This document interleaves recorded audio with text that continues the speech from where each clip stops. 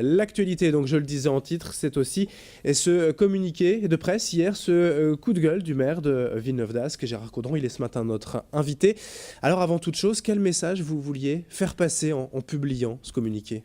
Bien, je voulais, en haussant le ton, redire à toutes les autorités, ministres, préfets et élus de la MEL, de la métropole européenne lilloise, qu'on ne peut pas continuer ainsi. On ne peut pas, dans une ville comme la nôtre, où il y a près de 50% de logements sociaux, avec une population donc fragile et pas particulièrement favorisée, devoir, depuis un an, procéder à 65 demandes d'expulsion de gens du voyage qui s'installent illégalement, soit sur des terrains publics, soit sur des terrains privés, et engagés après coup, parce que beaucoup d'entre eux, pas tous, mais beaucoup d'entre eux ne se conduisent pas bien dans l'usage, en plus de ces terrains qu'ils ont squattés, devoir engager des centaines de milliers d'euros, plus d'1 million d'euros depuis un an, ce qui, pour la Seine-Haute-Borne et la ville, représente, pour avoir une idée, 3% d'impôts. Le problème pour vous, c'est qu'ils viennent trop nombreux sur le territoire de la commune? Ils viennent de manière trop répétitive.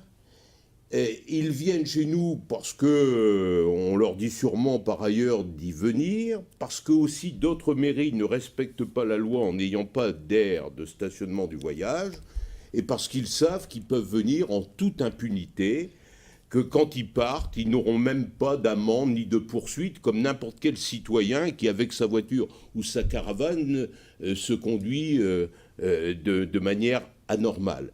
C'est ce respect de la loi. Vous savez, on est dans une situation, dans une société où les gens ont le sentiment qu'il y a toujours deux poids, deux mesures, qui sont les plus malheureux. Et c'est vrai que ces situations, quelle que soit leur ampleur, donnent l'impression que la loi n'est pas la même pour tous.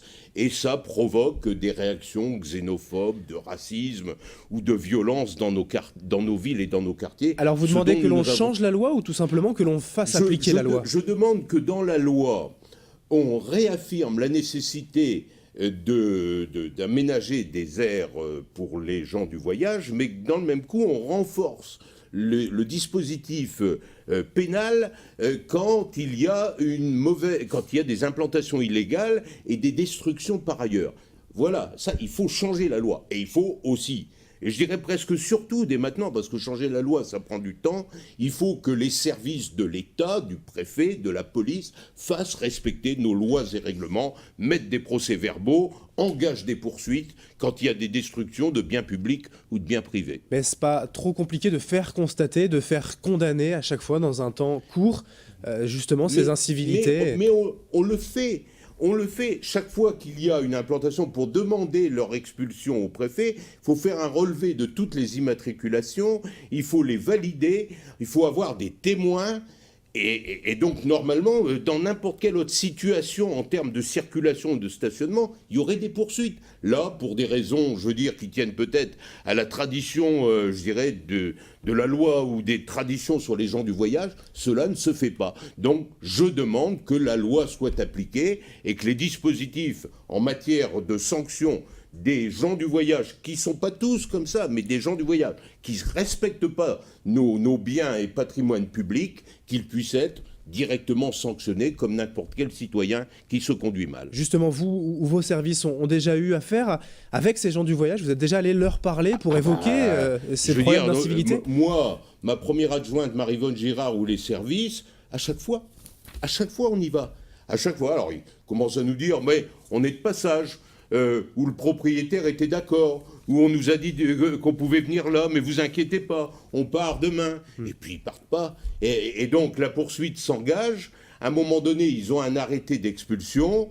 Généralement, ils l'observent et ils vont s'installer sur le terrain juste à côté. On a eu ça pendant 8 mois. Au parc scientifique européen de la Haute-Borne, ils passaient d'un terrain, d'un parking à l'autre à longueur de journée. C'est pas acceptable. Je veux dire, les gens qui travaillent là ou qui habitent là n'ont pas besoin de cela aujourd'hui dans la vie pour avoir un peu de mal de vivre. Merci Gérard Caudron d'être venu ce matin sur Grand Lille TV, maire de Villeneuve-d'Ascq, vice-président de la MEL. À propos donc de ce coup de gueule, par rapport aux gens du voyage, merci encore.